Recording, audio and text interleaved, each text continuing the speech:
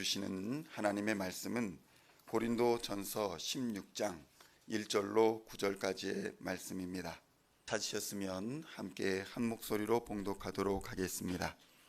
성도를 위하여는 연보에 관하여는 내가 갈라디아 교회들에게 명한 것 같이 너희도 그렇게 하라.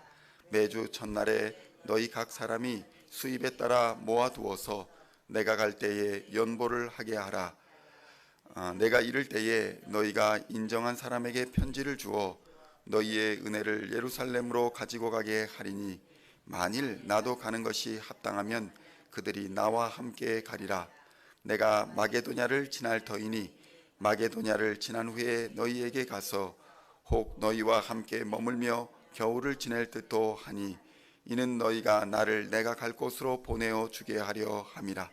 이제는 지나는 길에 너희 보기를 원하지 아니하노니 이는 만일 주께서 허락하시면 얼마 동안 너희와 함께 머물기를 바람이라. 내가 오순절까지 에베소에 머물려 함은 내게 광대하고 유효한 문이 열렸으나 대적하는 자가 많음이라. 아멘. 할렐루야. 오늘은 고린도전서 43번째 시간으로 고린도전서 16장 1절로 9절까지의 말씀을 본문으로 대적하는 자가 많음이라 라는 제목으로 은혜의 말씀을 함께 나누고자 합니다. 성도 여러분, 오늘 본문을 보면 바울을 대적하는 사람들이 주변에 많았으리라 예상할 수 있습니다. 친구가 없는 것도 문제이지만 인생에서 대적하는 사람이 많다는 것은 참으로 고달픈 일일 것입니다.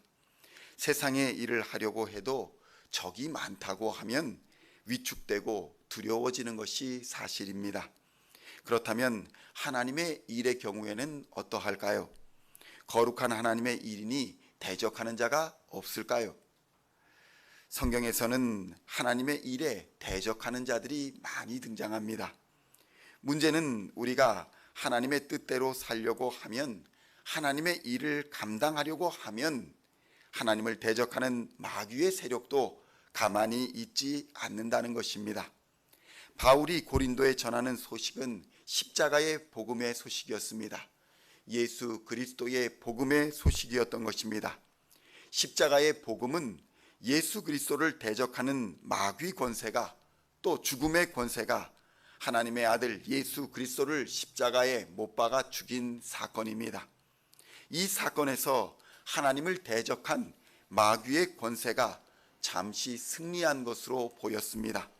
그러나 예수 그리스도는 죽음을 이기고 부활하심으로 하나님을 대적하는 마귀의 권세가 인간의 눈에는 거대하게 보일지 모르나 하나님의 능력 앞에서는 아주 보잘것없는 미미한 것임을 우리에게 보여주신 것입니다. 본문에서는 초대교회의 대표적인 교회인 예루살렘 교회가 어려움을 당하고 있어서 바울이 헌금을 권고하고 있는 장면이 등장합니다. 그렇다면 예루살렘 교회는 당시에 급격하게 성장한 교회였음에도 불구하고 왜 이러한 위기를 당하고 있었던 것일까요? 성 어거스틴의 기록에 의하면 예루살렘 교회가 가난하게 된 것은 유무상통하는 공동생활이 문제였다라고 기록하고 있습니다.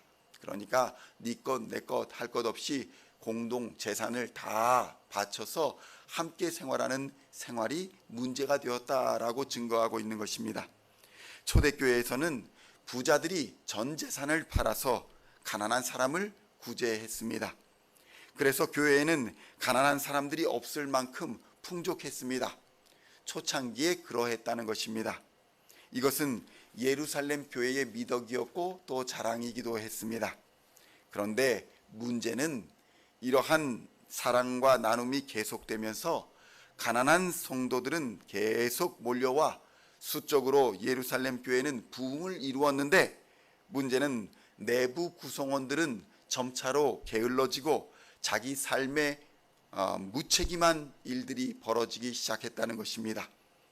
많은 돈을 기부한 부자들이 있었기 때문에 가난한 사람들이, 또 일부 사람들은 헌금도 하지 않고 게을러지고 있었다는 것입니다. 열심히 일하지 않아도 교회만 나오면 먹고 사는 문제가 해결이 되었다는 것입니다.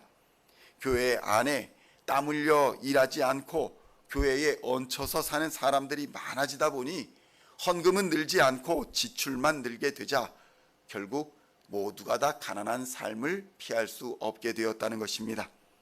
어거스틴은 예루살렘 교회가 어려움을 당하고 결국 이렇게 유무상통하는 제도가 사라지게 된 것은 이러한 인간의 게으름으로 인해 하나님을 섬기고 예배하는 신앙의 열정이 사라졌기 때문이다 라고 기록합니다. 성도 여러분, 바른 십자가의 복음을 가지고 있지 않으면 교회는 선교는커녕 생존을 걱정해야 할 처지로 전락하게 됩니다. 원수 마귀는 게으름과 또 인간의 악한 본성을 자극해서 하나님의 교회를 대적하게 하는 것입니다. 따라서 성도가 전심으로 예배에 참여하지 않고 전력을 다하여 말씀을 공부하지 않으면 우리는 원수 마귀를 이길 수 없게 됩니다. 교회의 진정한 부흥은 하나님을 온전히 예배하는 예배가 살아나야 하는 것이고 하나님의 뜻과 하나님의 마음을 깨닫는 말씀을 배우고자 하는 열정이 뜨겁게 일어나야 교회의 부흥이 일어나는 것입니다. 에스라는 포로 생활을 마치고 고국 땅으로 돌아온 사람들에게 이 사람들이 부흥을 이루기 위해서는 영적, 육적 부흥을 이루기 위해서는 성전 예배의 회복과 말씀의 회복이 전제되어야 한다는 것을 알고 있었습니다. 그래서 에스라는 예배와 말씀에 전심전력을 다했던 것입니다. 그리고 이것은 이스라엘이 다시 하나님의 백성으로서 회복되는 힘이 되었던 것입니다. 성도 여러분, 예배의 기쁨이 없는 교회가 무슨 힘이 있겠습니까? 말씀을 배우지도 또 말씀을 가르치지도 않는 교회가 무슨 교회라는 이름을 들을 수 있겠습니까? 이것을 행하지 아니한다면 우리는 성전에서 장사하다가 예수님의 호단 질책을 들어야 했던 장사꾼들과 다름이 없게 될 것입니다. 그들은 예배에는 관심이 없었습니다. 하나님의 말씀에도 관심이 없었습니다. 그들이 관심이 있었던 것은 오로지 자신의 사업과 비즈니스였던 것입니다. 예수님은 그들의 상을 다 뒤엎어 버리시고 하나님의 집은 기도하는 자들의 집이라고 선포하셨던 것입니다. 시온 중앙 장로교회가 하나님의 교회라면 이 교회는 기도하는 자들의 것입니다.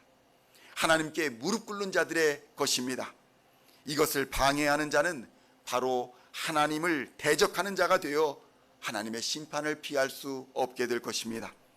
바울이 십자가의 복음을 에베소에 전했을 때에 많은 사람들이 이 복음을 듣고 하나님께로 돌아왔습니다.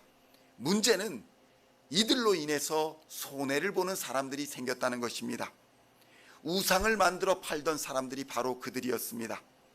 예수를 믿게 된 사람들, 십자가의 복음을 깨달은 사람들은 이제 자신의 집에 더 이상 우상이 필요하지 않다는 사실을 깨닫게 되었습니다. 그래서 우상을 모아다가 불에 태웠습니다. 다시는 우상을 사지 않았습니다. 그러자 우상을 만들어 팔던 사람들이 소요를 일으키고 폭동을 일으켰다는 것입니다.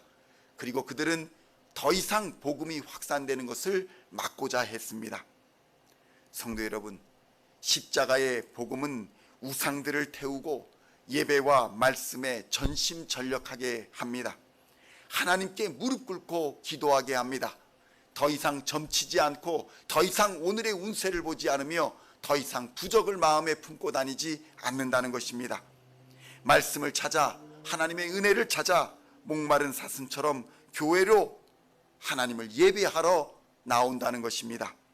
그런 자들에게 하나님께서는 영원히 목마르지 아니하는 생명수를 주시며 생명의 면류관을 주시는 것입니다.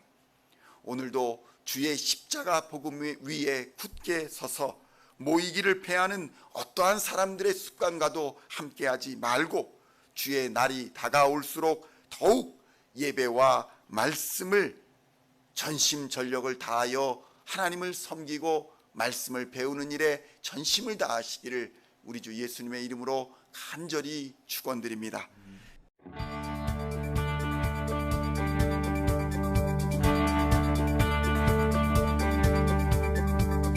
singing songs of thy praise. We are coming to you, dancing before your throne.